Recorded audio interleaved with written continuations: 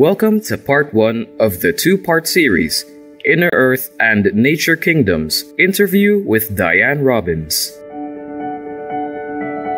For over 25 years, well-known American telepathic communicator and author Dianne Robbins has been in contact with the civilizations of Inner Earth and Earth's elemental and nature kingdoms. Her transmissions connect us to beings in advanced civilizations, whale and dolphin peoples, the trees, the crystals, and the elementals. Today, we are honored to have Dianne Robbins with us to speak about her books. Dianne tells us about the special place where she lives, Mount Shasta in California, USA. So people from all over the world come here to Mount Shasta. It's a very sacred mountain, and it carries the energy of the mother's love. And the mountain herself is a living cathedral. She's a sanctuary. The mountain knows everyone who is coming up the mountain. She knows your name. She knows where you're from. She knows what's in your heart. And inside the mountain is a subterranean city. And the city is called Telos. Telos means communication with spirit. Telos is one of multiple advanced cities within Hollow Earth. Let me give you a little description of the Hollow Earth. If you're standing where we are right now on the top of the surface of the Earth, the crust of the Earth goes down 800 miles. And after 800 miles, there's a complete opening, and it's 6,000 miles in diameter. And in the center of that is an inner central sun.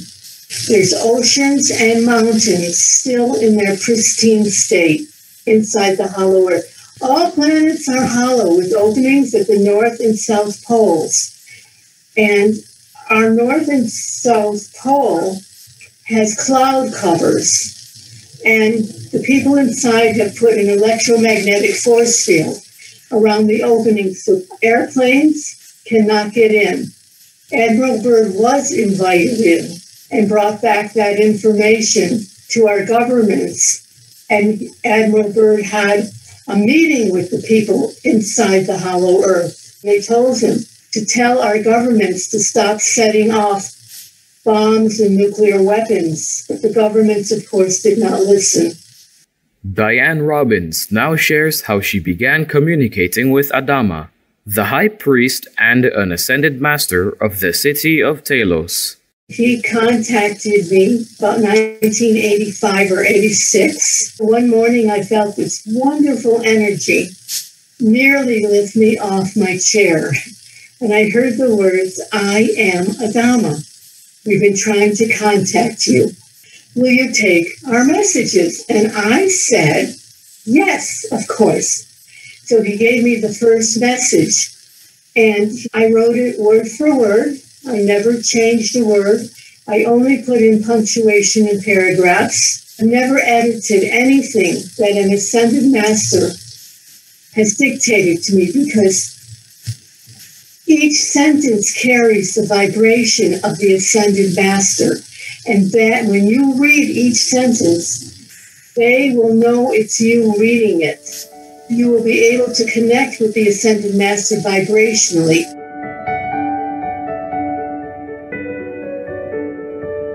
In the book Messages from the Hollow Earth, Dianne shares what one of the ascended masters explained to her about interconnectedness. All life is interconnected, and people on the surface are now waking up to this realization of this interconnectedness. And the people in the hollow earth, they base their lives on the connection to all life, all kingdoms on earth, because this connection is also our connection to God. Once we each realize that we're connected to all life, the trees, the water, the elemental kingdom, then we are automatically reconnected to God, because God is the source of all that is. And it's this connection to all life that will evolve our soul and move us into our ascension. This is now the seventh golden age. It started in September 2012. There were 6 golden ages before this, over millions of years, and they all failed because people could not make their connection back to God. This is the 7th and last golden age that our spiritual hierarchy is giving us to awaken and make our connection back to God. Awakening means people are starting to ask the questions, who am I? Why am I here? What did I come here to do? That means you're waking up. You're ready to connect to the divine source. And I'm sure you've heard of the ascended masters. Well, everyone knows of Jesus. He's an ascended master. Saint Germain, Archangel Michael. Adama is an ascended master inside Telos. It's the last golden age we've been given. We only have 10,000 years left on this planet. The people on this planet have been here 14.5 million years and have not been able to create peace. This planet is ascending, with or without us, because our whole solar system has been waiting for us. Venus, Saturn, Jupiter, all those planets in our solar system, all the people are ascended on those planets. They're waiting for Earth. The book Telos tells how Hollow Earth people gained their peace and immortality through their way of living.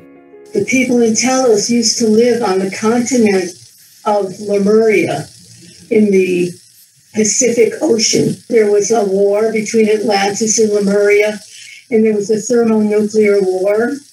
The people in Atlantis misused crystals, and they coupled them with electromagnetic energy, and they blew up Atlantis and they blew up Lemuria.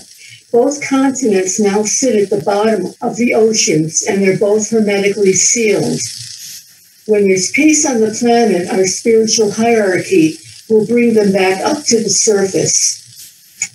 So when Lemuria was about to sink, the people in Telos asked our spiritual hierarchy if they could go into the cavern.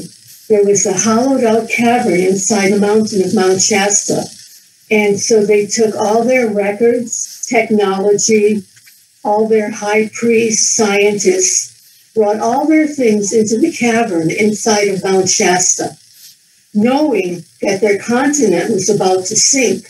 And they had hoped to save 1 million people, but only 12,000 people were able to escape in time. For the last 12,000 years, they've been living inside the mountain in peace, and they've been able to gain their immortality. You can only gain your immortality if you are living in peaceful conditions. That's why they don't come out. That's why they don't allow us inside.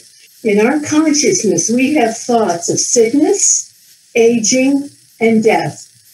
Those are not in their consciousness. If something is not in your consciousness, you cannot outpicture it in your body. And that's why they cannot come out until there's peace on the surface. Another reason why our governments keep us in constant wars, so that we can't find out who we are. We have to have peace to find out who we are. That's the most important thing. There's Mikos. He's the head librarian of the Library of Porthalikos, located inside the very center of the Hollow Earth. And he describes it in my book, Messages from the Hollow Earth. It's a paradise. They never cut down trees, and they would never kill an animal. And their trees are hundreds of thousands of years old. And the Library of Porthalikos is a portal. It's the only library of its kind in our whole universe, and it's right here on Earth. And this tells us why beings from other star systems have tried to conquer the Earth and have come here and caused problems because of the Library of Porthologos. The library holds all the records of our universe because the purpose of a library is to solve the problems of a planet.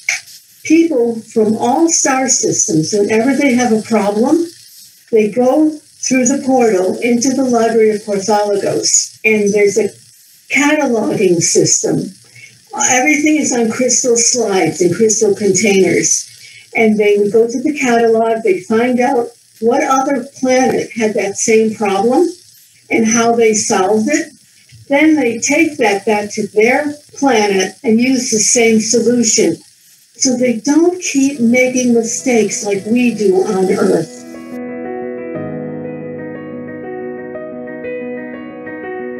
With sincere thanks to Dianne Robbins, we look forward to finding out more from the people of Hollow Earth in the next episode of this series. For more information on Dianne Robbins' insightful work, please visit diannerobbins.com. Vegan, becoming a saint. Cherished viewers, thank you for your wonderful company. Join us again on Saturday, June 4th for part 2 of Inner Earth and Nature Kingdoms interview with Dianne Robbins.